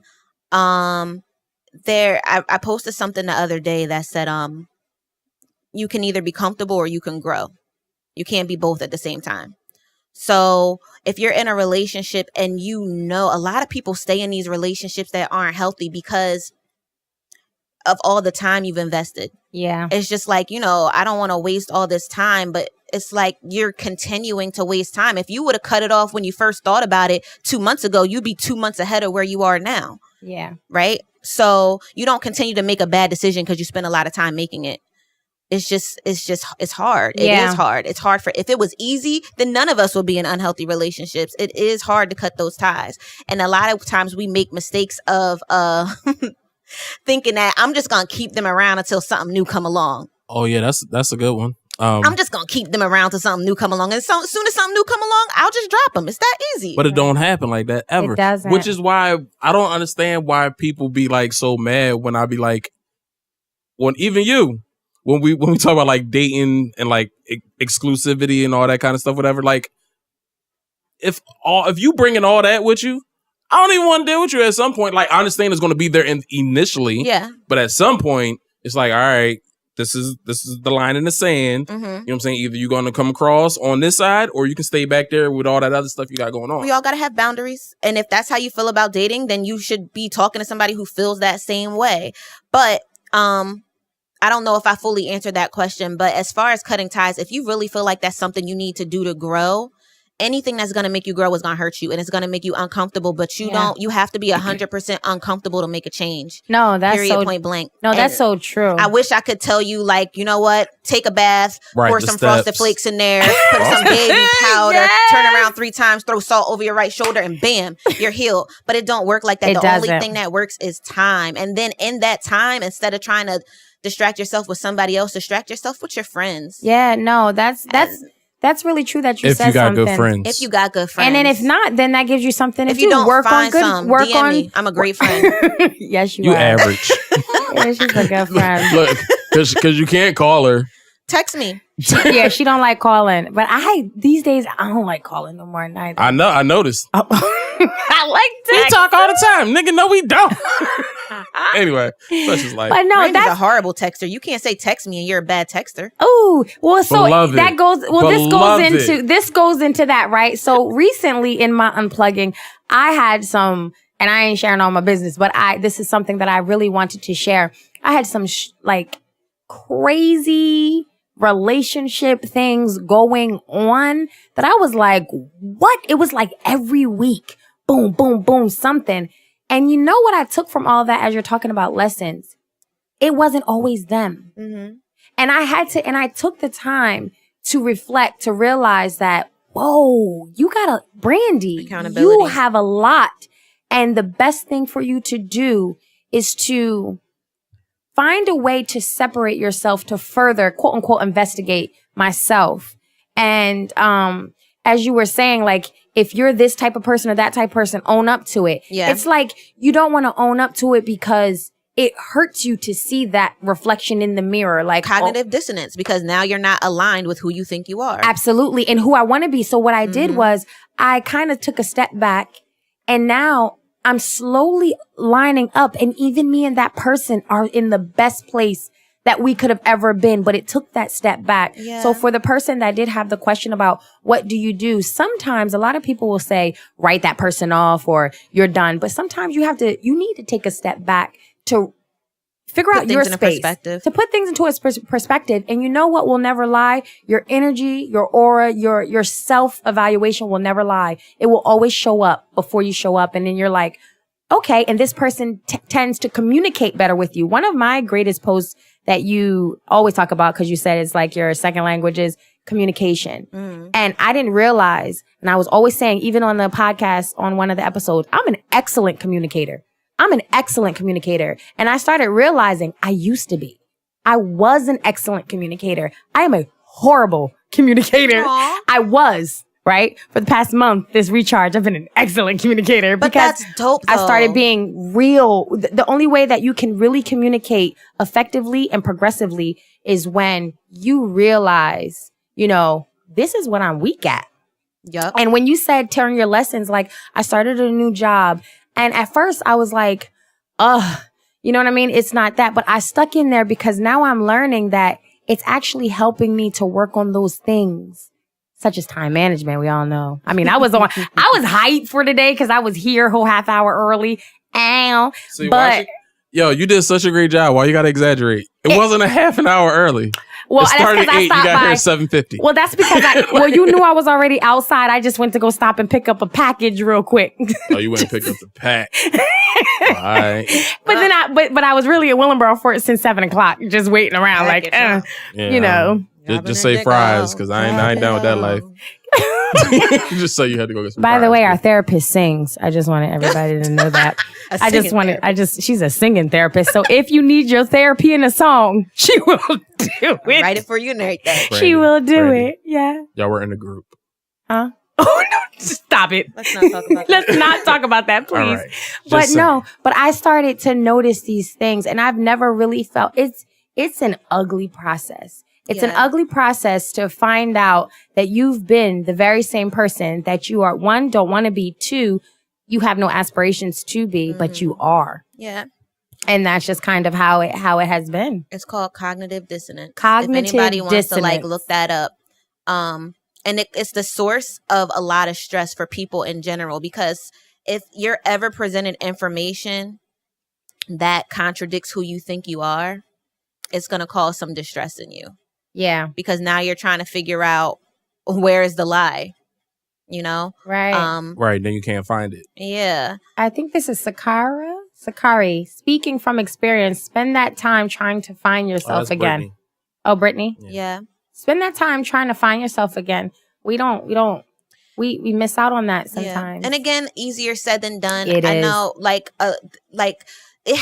you need a distraction. You're gonna need a distraction because you're gonna miss that person. And this is if you decide, we didn't necessarily say that you have to do away with this person, but if you decide that you have to do away with this person, there's gonna need to be distractions. Just try not to let it be another relationship. Yeah. You know, I went through a really, really tough breakup, and I got distracted by binge watching. I got distracted by somebody else's drama. Right. And it kept me busy. It kept me from picking up the phone and responding to that text message or calling him back or, whatever. Or answering DMs. Or, well, I do kind of answer my DMs, but usually it's just for therapy. Yeah, for therapy. Yeah. Right. They lied. My point is, no, but just try to find your distractions and look for the lessons so you don't repeat it. Yeah. That's the best. It's growth, right? My favorite topic is growth. That's how you grow. And you can only grow when you're uncomfortable. Yeah. So is it inevitable that you will repeat? I think you said it earlier, but I just want to make it clear. It's inevitable that you will repeat and also attract the very same things if you don't learn the lesson. I mean, we work in patterns. We work in routines. Yeah. You learn the lesson. We have all these unhealthy routines, kind of these habits already in us that we've been doing for the last 31 years, right? Mm-hmm. We're used to it. In order for us to get out of that pattern, something has to learn you. Nothing teaches you consequences. Yeah. Nothing. I can tell you, Brandy, don't do that, but Brandy has to do it because the consequences is going to learn her better than my words will. Yeah. So that's why it's you're going to repeat until you learn the lesson. Because, of course you are. You don't know any better. Well, it makes sense because you also won't even be able to identify. Exactly. If you haven't learned the lessons, the greatest benefit about learning a lesson is you got to see all the little strings that made the outcome. Yep. When you learn yes, you better come through with the professional terminology. Series of decisions. And you got to apply it. That's the important part. What's the difference between the person who knows better and does it anyway and the person who doesn't know at all? Right. Nothing. The person who knows better and did it anyway is more stupid because you knew better. Right. It's not enough just to know better. You have to apply it, learn the lesson, and then apply it next time. And then each one teach one. No. Spread knowledge. Wisdom. That's true. That's what wisdom is. I think I asked you this question personally, but it was funny because it was a group of people that was asking me this question. I was like, whoa, wait a minute. I'm going to ask her on the show. How do you navigate? And you said, we'll talk further. How do you navigate between how do you navigate being misunderstood by someone you love in an attempt to communicate effectively to your partner? So how it was given to me is, you were talking about communication and how, sometimes you do have to be the bigger person. You may feel like you're right. You may know that you're right. Mm-hmm. But a lot of times you have to just say, you know what? It's not worth it. But in many of those times, depending on the person you're dealing with, you take the back seat many times, and this person begins to listen to the voice in their head of the conclusion of what happened with that argument or situation. And then maybe a month later, when you bring up the situation as either a growth tool or, hey, I learned from this, the outcome was something that it wasn't really. Am I making any sense Nope, I'm not. Okay. How do you navigate being misunderstood all the time? I guess that's the best way. Some people are committed to misunderstanding you. And I said that so many times today. Some people are committed to misunderstanding you, meaning that they don't want a solution. They just want to be right. Right. I have no idea. I'm still learning the best ways to communicate with them people. I will use every manipulative communication tool that I have in my toolbox. But I'm like, you know what? If you're committed to misunderstanding me, then I'm going to stop talking. Yeah. Again, I think that goes back to people just having fun in their misery. Yeah. It's like I always tell people, it's us against this. We are on the same team. And we should be working towards the solution to this problem. There is no win or lose. Absolutely. There's no win or lose. Even in a good debate, you can't win or lose. We're not in a debate club. It's not a debate team. It's you either you get knowledge, you get another perspective. I might not agree with it, but I can understand where you're coming from. So when I'm communicating with somebody, first of all, you want to validate their feelings. Right. You know what? Although I may not agree. Right. I get where you're coming from. You gave me a good example of how to respond to someone.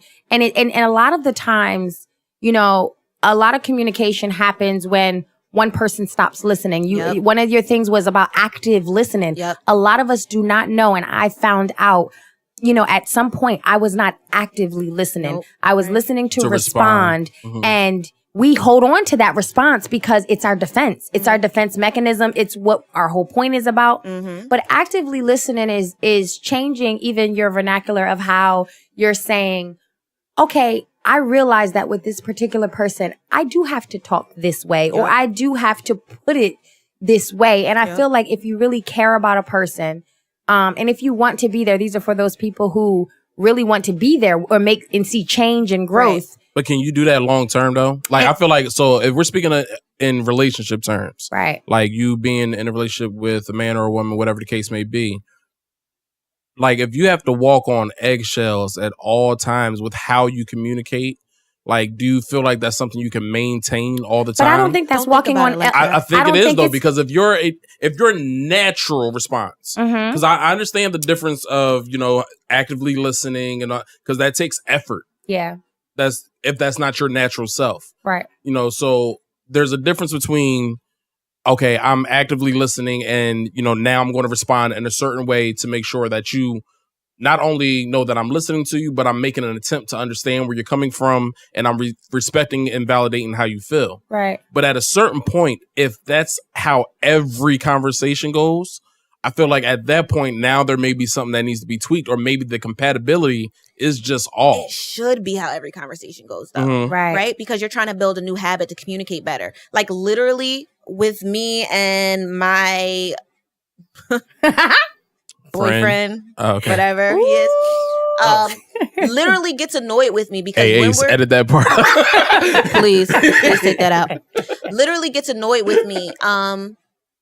Just self-disclosure, because when he usually gets into arguments by himself because I'm not at that energy level, and he'll be hyped and he'll say something to me and I'll be like, all right, so you feel like XYZ. That's what I just said. Why are you repeating it back to me? That's just how I communicate now. If I'm in a heated discussion, I'm going to repeat back what I think you said so I can make sure I understood you before I respond to it. No, that's because true. I'm listening. I'm not listening to respond. I'm trying to understand where you're coming from because I'm mad at the problem. Not you. He doesn't understand that. He's like, no, you made me mad. I'm not mad at the problem. You did it. I'm mad at you. It must be hard. I ain't going lie. It's hard. No, I'm sorry. It must be hard dating a therapist is what I was going to say. It is hard. It's hard. You got all the fucking shortcuts. I asked him that the other day. I was like, what's it like dating a therapist? He was like, it's all right. And I'm like, but you always tell me how I'm annoying. And he was like, it is annoying, but anybody would be crazy not to want to be with you. Whatever. That nigga threw a bar at her real quick. Right. He tried to butter me up. Low-key, he mad annoyed, but he threw the bar. He gets annoyed because of how I communicate, and I take a long time to respond to things. Yeah. So basically, to answer Chris' question, like, it's annoying because you're not used to it, but eventually, once it becomes how you communicate, it's actually how you should communicate. Absolutely. And it's not necessarily walking on eggshells. It's just, if you care about this relationship, you want to protect this relationship, you should be choosy about the words you use because we can't take things back. Absolutely. So it is walking on eggshells, but it's for good reasons. It's like, all right, I'm heightened right now. I don't want to say something that's going to make this worse. It's just, if you can remember that it's me and him against the problem, me and her against the problem, and if you can remember to make sure that you understood what the problem is, like reflecting back, okay, this is why you're mad. Everything else will fall into place. That's the only two things you got to remember. Even if you don't say anything outside of you understanding what the problem is, if you don't know what to say, don't say anything. That's how I feel. Like, you have to say something positive. You have to say something to show that you're attentive. But at the end of the day, if you really are having trouble digesting, sometimes people press questions too much at one particular time. Knowing when, I think you were talking to me, Nakia, about timing. Yeah. Timing is mad important. Timing is the most important. It's like timing is so important to... You could say exactly what needs to be said at the wrong time. And it completely invalidates everything. Girl, listen. Right. Oh my goodness. All of those things got to be in line. Communication is hard. Like, it do feel like you're like constantly... an algebra problem. It is. And it's so frustrating because it feels like you're always... And when you're getting therapy, like for me, one of the most frustrating things about being me, you're always the bigger person. Yeah. Always the bigger person. I don't get a lot of leeway to just fly off the handle because people are like, and you're the therapist. Right. Yes. And I get mad sometimes, bitch. I do. What the fuck? Okay. Sometimes it's going to be me. I'm not perfect. It's going to be less often than you, but I have an excuse. You know what I mean? But at the end of the day, yes, it is going to feel like you're walking on eggshells. But as you start to better your communication, you're going to realize it's just good communication. Yeah, I feel you. And I do think it's like, I do think that's good communication. I just feel like people have a hard time at the age we're at now to change the way that they communicate. Exactly. And it's almost like a stubbornness where it's like we're not even willing to attempt to make that change. That they're bad communicators. Right. People, and that's the funny thing about it, is because like people really do think they're like extraordinary at communicating. Everybody says it, and just like Brandy. I'll tell you right now, I think I'm trash for the most part. I can convey myself when things are going wrong. Yeah, wow, the attack. I've gotten better though. Before, I was like king passive aggressive. Yeah, you know what I'm saying. Now I'm not. I don't really do the whole passive aggressive thing. I'll just either say something to you or I won't say nothing. Right. So it's like one or the other. It's like hot and cold. You know where I found out my communication was bad? Not being passive aggressive. Sarcasm. It was like sarcasm that was like... Sarcasm is definitely a defense mechanism. I understand you don't. For some people. And even timing was really bad for me because I would want to get my point across in fear that if I don't... then this person's going to take this and this and this and this.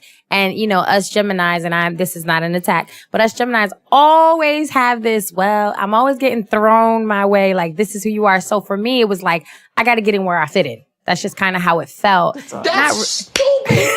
Use your common sense. I'm sorry. I would wait to use that all day. I can't say, Chris. But I always felt like I had to get in where I fit in, and not realizing that what was taking the hit was my communication. This person was not receiving me. These people was not receiving me. And then on the contrary, like a lot of people, you know, it's funny because I have like one or two sides of the story is, oh, you're great at this. But I'm a great communicator when it comes to helping other people. A lot of my friends helping other people. Nowhere near a therapist, but helping other people rationalize or make sense about what they're going through. I can communicate well and it's effective. But when it comes to self-reflection, it was like, what? Shut down. Boop. Nope. You don't know nothing about me. You know, more of defense. So I had to specifically work on my defense and letting that go. And I think that, you know, when you respond to yourself, it just determines how you'll see and view other people and how you're like, you know, I can see myself in this situation and I'm going to handle it this way. And it sounds like a cookie cutter thing, but it is tough. Once your defenses go up, your ears shut off. Yeah. And that's what people have to realize too about when they're communicating. That's why timing is so important. That's why delivery is so important, because you want to keep their defenses down for as long as you can so you can get whatever it is that you're trying to say out. And then when you're communicating with men, you have to remember to say the most important parts in the beginning. Yes. That's so shady. What? That's so word. Y'all trying to say that we don't listen long term? Because men communicate for different reasons than women. Like, men are fixers. They want the solution. We want to resolve it. Don't present a problem that does not have a solution to a man, because he's going to try to fix it. So you're just coming home to talk and vent, but he's like trying to fix your problems. And now you're frustrated because, all right, white man can't jump. Billy, when I tell you I'm thirsty, I can't do the accents. I'm not going to do it. I don't want you to get me a glass of water. I want you to say, I too have been thirsty. And he's like, what the fuck are you talking about? Because that's retarded. That's dumb. But my point is, it's an exaggerated example, but it's an example of the differences between men and women when you're communicating. A man, don't present a man a problem there's no solution to. Really. And a relationship, you shouldn't, like, if you don't know the solution. Don't present us with a problem that has a solution that you don't want to be addressed. That's what we have an issue with, because there's a simple solution in our mind, our rational, basic thinking mind. Your exaggerated example. If you're Billy, I'm thirsty. Let me go get you some water. But I'm not looking for a solution when I'm telling you this. I'm looking for you to sympathize. So that's what I'm saying. For women, sometimes we say, I know the answer. Well, let us sympathize sympathize on something that we can't fix. Like, if you be like, oh my God. It doesn't work like this. No, like something. My dog died. I can't fix the fact that your dog died. So I can sympathize with you on that. I can only vent to you if you can't fix it. That's so That's the only time that we'll rationalize it and be like, okay, that's a trigger for me to be empathetic and, you know, be there for her and all that kind of stuff. Yes. All right. But unfortunately, when it comes to men and women, sometimes I'm going to want to talk and we don't want to do that. And you don't want to do that. Wow. And that's just the differences between men and women. But for us to get along, we have to understand that we are completely different species who were created to complement each other. Absolutely. Period. I do agree with that. We're not going to be the same. We're only created to complement each other. That means that you want to fix stuff and I want to vent. I want to sympathize and empathize, and you just want the solution. Well, so this is the thing. I feel like men have those relationships with certain women, but it's usually the ones they in a friend zone with. So that's because friendship is the premise to all healthy relationships. Is it? Listen, absolutely. So I was talking to somebody about that. And one thing I started to realize why, and I mean, maybe you can, I'm actually about to get some session right now. I'm about to get a little session. About to get this free session. Right, real quick. Because other people find themselves in this category, really. I, through relationship, find myself desiring friendship. And in that relationship, they're like, why you focused on a friend? Like, you know, it's kind of like in these places, like, why are you more focused on a friendship? And we're in a relationship. Why are you worried about the friendship? We're in the relationship. And then as I took a step back, I realized that that's something that's very dear to me. Whoever I want to be with, whether it be marriage, union, whatever, I want to be dope ass friends. I want to make sure that we like each other. I want to, that's what I want. It's just, you can't do it out of order like that. So what is the order? Now, is it supposed to be the friendship first? Yeah. Because I feel that way as well. But that's what I'm saying. you lead I'd with rather the have a friendship so heavy in the beginning and establishing, oh, we're going to have a dope friendship, sometimes you get stuck there. Then it wasn't meant to be. Man, meant to be is a... No, you got... Well, that's what I'm saying is that after going through in these relationships, it starts off as friendships. Like, that's how we connect. That's how we get together. Yo, I like you. I like you as a person. I love being around you, your energy, da-da-da. Then we take the next step, and somewhere along the line, the friendship is compromised. Somewhere along the line, it's like, and rightfully so, because now you're entering into a whole nother thing. Right. But when you kind of want to focus back, and it's not saying that you want to stop relationships and focus on being friends. It's just that communication is so different. Things hit a little different. Exactly. It hits differently, and that person's patience, willingness, all of that is much different than when it is, of course, when you hit relationship status. And so I think that friendships is so important to healthy relationships, because honestly, a lot of people are in relationships with people that they really love, but they don't like. But that they don't like. And there's some people who are like, I don't really like you, but I'm just connected to you because I really do love you. I really do care for you. I really do want to see the best for you. But there's things about you that I don't like and that I don't agree with, or that I can't be with or can't handle. And you have to understand that it goes back to that root of wanting to like them, either figuring out, do I want to like this person, to be around them, to absorb their energy? Yo, Nakia's right about energy. Like, and I too, like, energy is so important because it really helps you to figure out where you want to be and go with someone, and even for yourself. Yeah. Did you have? No, go ahead. Yes, everybody talks about how friendship is so important to relationships, but like, what's your definition of a friend? Because in your relationship, it is a friendship there too. There is a friendship there too, until you get to that point where it's like, I don't like you. I love you. I'm here because we got kids. We got this mortgage. Right. We got all of these commitments to each other, all these obligations. We're comfortable, but I don't enjoy being around you. I think that's unhealthy. I don't want to talk to you. It is unhealthy, but sometimes it's that comfort. Yeah. It's that comfort. It's that all that time and energy invested. It's all the L's you take from leaving this relationship. Sometimes it's just so much more complicated to leave. But do you know that the L's never seem to really, if you really take a step to think about it, if certain things are not involved, like houses and assets and children and certain things, but even if children are, when you really think about the L's, they don't compare to staying in such a toxic relationship. Exactly, but you have to reach that level of discomfort to see that. Yeah. But also, I don't even think it's the amount of L's that you take. The kind. It's right. It's the kind of L you take. Because like, people take L's all the time. Yeah. You know what I'm saying? And also, a lot of times people take L's in silence that we'll never know about. You know what I'm saying? They just take the L, keep it moving.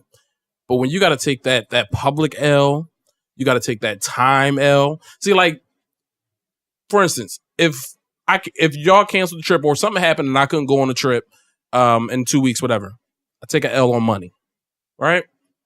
That's not even to make it seem like, oh, money ain't a thing. But it's money. I still have a job. Back. Right. I get paid weekly. Right. It's fine. You know what I'm saying? Like, I'll be okay. But when it comes time for, or when you're discussing a relationship and you've been with somebody 1, 2, 3, 4, 5 years, you lose that, you're not getting that back. Period. It's gone. Like, that time you lost investing into that person, that time that you lost where you could have been investing that energy in someone else or into a career or into moving and experiencing new things or traveling, like, those L's hurt. It's the type of L to me, as opposed to, oh, well, you're taking so many, or, you know, it outweighs this, that, and the third. Like, it's just different. No, I agree. I do agree with you, but I have to disagree on this level. And it just could be the particular place that I'm in life. I never go into a situation looking at it as ownership of anything at this point. So right now, when I'm in a situation with someone and I'm taking the time and I'm taking that, I'm extracting, it sounds pretty, but I'm really doing this. I'm extracting all that I need for myself. And I never put myself to say, oh, I lost out on time. That was just a lesson learned for me. Right. And that was a lesson. Listen, that was a lesson learned for me. And yes, that lesson took me 2 years, but But I really do try to see, and don't get me wrong, it doesn't feel good. I'm not saying that I'm going to sit here and be like, oh, it's cool because I feel good. No, it's just kind of like I now take ownership of my time, of my gifting, of my money, of my love. And I say, if at worst, this is not going to be with me at the end of the day, I ain't even mad. Right. I'm not even mad at it no more because at this point, I found out that this person either was for me or not. And you can't place value. You can't take that value away. I have to agree. I hear you, but I disagree in the regard of this. Is one thing when there's two honest efforts that was placed into it and it just didn't work and all that kind of stuff, whatever. Yeah, that's all well and good. But you also have situations where people wasted your time. That's true, and you got to pick up your glad bags and go. You got to take accountability for your part in that. You do have to take accountability, but there's a fine line, and this is on both sides, because there's a lot of times I be hitting people with the tough love thing, whatever. Sometimes niggas just lie to you. Like I have a situation, or not I have a situation, but somebody brought a situation to me where like a friend, somebody they was just pure lie to, like for a long time, and the person was just good at lying. Right, they were amazing at it. Right. You know what I'm saying? Like, that person has every right to be upset. Like, did she learn a lesson? Sure. Could she have learned the lesson a different way? Yes. Could she have learned it in a shorter amount of time? But that's not the hand that life kind of gave her. Yeah, but I hear you. But to me, that's a cliche. You know what I'm saying? And you know how I feel about cliches, like, oh, the hand you were dealt. Nah, like some people really do you dirty, and you can have an attitude about it. Not to say use it as a crutch for the rest of your life or for the next 4 years to not get back on your feet and do what you have to do and learn what you had to learn from the situation. But you absolutely can be upset about the L, whether you learned the lesson from it or not. Absolutely, but that's what she's talking about. Let's go back to relationship trauma. That trauma could be trauma for someone, right? And which we all will experience, and have experienced. But we all have that. I don't want to say, it's not a good thing we want to, entitle or take ownership of this trauma. But at some point you kind of do have to say, okay, this is what I've been going through. But for that type of person, I feel as though you don't have to accept that. And this is the beginning of true healthiness, is when you recognize trauma and you recognize that something really did hurt your feelings, made you an attitude of this. It is your job at that point to extract the lesson and then to apply. And it doesn't always come so quickly like that. You may go through times of, damn, this really happened to me, or whatever the case may be. And that's complex trauma. What you just described, this person being in, how long was she being, it? How long were they being lied to? They were being lied to for probably over a year. Okay. So you're being lied to for a year. That's complex trauma. That's complex trauma because it was a period of time in a traumatic situation, right? Mm-hmm. Like if you were in an abusive relationship for a period of time, whatever. So, she's at this person.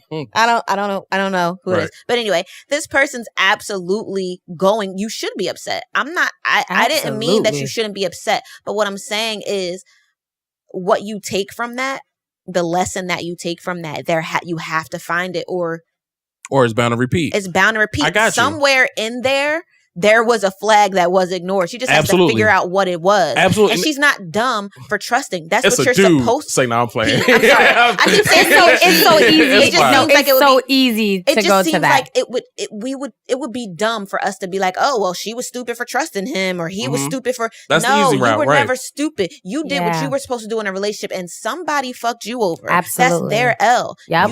The only lesson that you can take from that is, all right, well, let me look back on this and figure out what parts I can be accountable for. Are you going to be accountable for the whole thing? No, people are assholes. Somebody dicked you over. Yeah. You can't be accountable for them. You can only be accountable for you. So what can I take from this? What red flags you ignored? So I don't go into my next relationship like, well, the last time a nigga told me that he lived by himself, he was living with his baby mom and he was married. So next time a nigga, I need to go see it. I want to go see it. I need to stay the night. I want to see the lease. I need to check the drawers. Like, that's not what you take from it. Yeah. And some of those lessons sometimes are like, we look at it like, I think forgiveness is a big thing. And it's not always forgiving of the other person. Sometimes it's like, you know what? A lot of us have situations where things happen to us that we don't it shouldn't have happened to us. You know, we didn't deserve it. But at the end of the day, you take your time and say, you know what? I could have did something a little different. Even we look at it like doing something different is because you did something wrong. That's not the case. Some of the times you do something different because you seen the sign, you ignored it, or whatever the case may be, or you felt something and you ignored it, or whatever the case may be. So a lot of the times, another good gem that I learned from this book was, we want closure to a lot of things, but we go about getting closure so wrong sometimes, and we play that blame game. And it said, do not carry the message of blame in an attempt for an exchange of closure. And it's so good because communication is all wrapped up in that. When you are saying, you know what, I forgive myself, or I forgive this person, whatever the case may be. I know I just kind of switched gears, but, you know, you can't say, well, I need closure, but I just want to let you know that, that's not what it's about. That's not what it's about. If you really want, for anybody out there who's looking for closure, communication is wrapped up in that as well. Learn how to say, you know what? You dicked me over. You fucked me real good. You know, even in your, I always say something out, Lynn. I saw that going differently in my mind. You dicked me over. You fucked me real good. And you know what? I'll never get fucked that good again. You know? Whoa, brother. Whoa. You got too much dip on your chip. No, but you're right. But you know, it's kind of like you have to learn how to communicate that you messed me up, but this is not going to this isn't going to stop me from moving healthy and growth. And you don't have to relay that to someone. Sometimes I think the whole closure game is overrated. Sometimes you don't need closure. Sometimes you just need to let that joint go. Okay, let it go. Talk it over with yourself, and talk it over with yourself. Forgive yourself. You know, don't play the blame game with yourself and move the hell on. Like, and just move on. That situation that you talked about is going to cause extreme insecurities in somebody. Anybody who's experienced that kind of crossover trauma, I mean, that kind of complex trauma is going to cause extreme insecurities in them moving forward because they just wasted time. They're feeling like, what about me made you do that? What about me wasn't good enough? What about me made you lie to me for that long, made you feel like I wasn't worth, like it's going to cause all these insecurities and stuff like that. So you definitely have to find the lesson in that just to move past those kinds of insecurities. And to not let it stick with you and transition into other relationships, because that is the relationship trauma we're talking about. Having old baggage. It's cliche. Old baggage. But we don't realize the price of those old baggages when we're moving into areas where it's good land and you bringing this old baggage. And go back to what you said about decisions, because one thing that we have to do when we're talking about accountability, at some point in your relationship, you're going to have to make a decision when you see red flags or when you make decisions to, you guys get into a fight and you're having second thoughts and you're like, you know what, I'm going to go for it. Think about that to yourself too. Like, okay, if I continue on this relationship and I am wasting my time, right? Am I going to be more mad to continue on and find out I was wasting my time? Or am I going to be more mad to cut it off and then always wonder what would have happened if I would have fought for that relationship? Now that's good. I always pick the second option. I always feel like, you know what, it's better to know. So if I'm wasting my time, I made a decision to keep going because I felt like it was better for me to know that I tried. Absolutely. Right. And then we can move on better. Because when there's unresolved, that's closure. When there's unresolved issues, or just not even unresolved issues, but when it's just like something where you feel like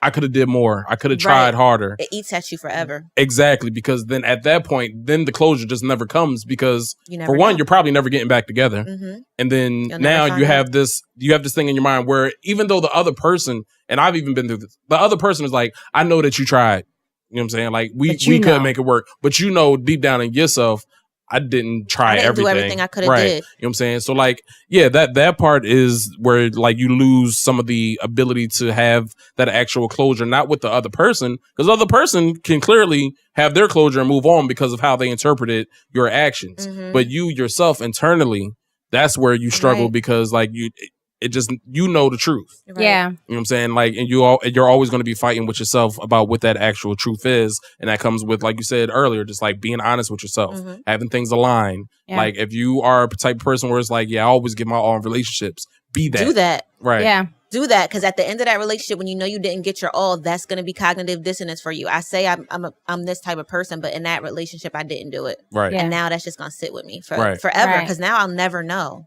Right. And I talked about that in probably like episode 2 you did. with myself, where I was like, people have a picture of me in a certain way, and it kind of eats at me because like, the way everybody be looking at me ain't really the whole truth and nothing but the truth. Right. Like there's some things that I know about myself that like it don't align with my perception, which I'm glad that people perceive me a certain way, but I also myself want to hold myself accountable to what I'm projecting or what people are seeing me as. So, I mean, it's definitely something that, I feel like we're all work in progress. The trauma is not going anywhere, but the more we acknowledge it and deal with it and make sure that we, just don't put it by the wayside and act like it's not there, the better we can maneuver the trauma and just pretty much just fix ourselves and fix our relationships and, the different things that we are experiencing on a day-to-day basis. Really quickly, I call it like cleaning out your space, and I think clean spaces create new traces.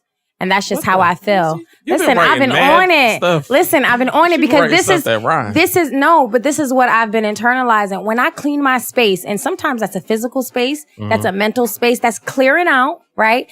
I create new habits. I create better habits, and it's leaving a trace of something different. And when I unplug, I write a lot.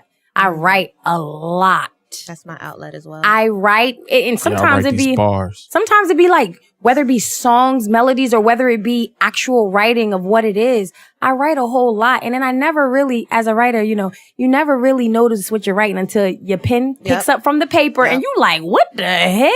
You know what I mean? And so I notice And so I notice when my space is clear and clean, whether it be physical or whether it be mental, from the trauma, from the things, because we can't escape it, because we're ever evolving every day and things are always happening and we can't foresee what's happening for the next day. You never know what you're going to go through. If you have a clean space, it does have an effect on your habits, both good and bad. You keep some, you lose some, you evaluate the rest, and you create new traces of good habits. And that's just my advice, or for myself and for anyone else. Clean your space out. Yeah. That was good. That was really good. This whole thing was good. I told y'all. Well, the episode will be out on Thursday, which is in time for the new Therapy Thursday. Ooh, make sure you guys y'all follow Nikki Booty on Instagram. I'm sure if you listen to this, you probably already do, because she worldwide. Oh, God. Because listen, people know her in Philly. People know her everywhere. And all that. But that's Booty with a B-O-O-T-I, not a Y. And 2 Ks in the Nikki. N-I. 2 Ks in the Nikki. 2 Ks in the Nikki. N-I-K-K-I-B-O-O-T-I. Nikki Booty. Yes, Therapy ma'am. Thursdays. Go get yourself some free therapy because she about to charge. Get it while it's free. Get it while it's free. I got 24 years. The stress ain't free.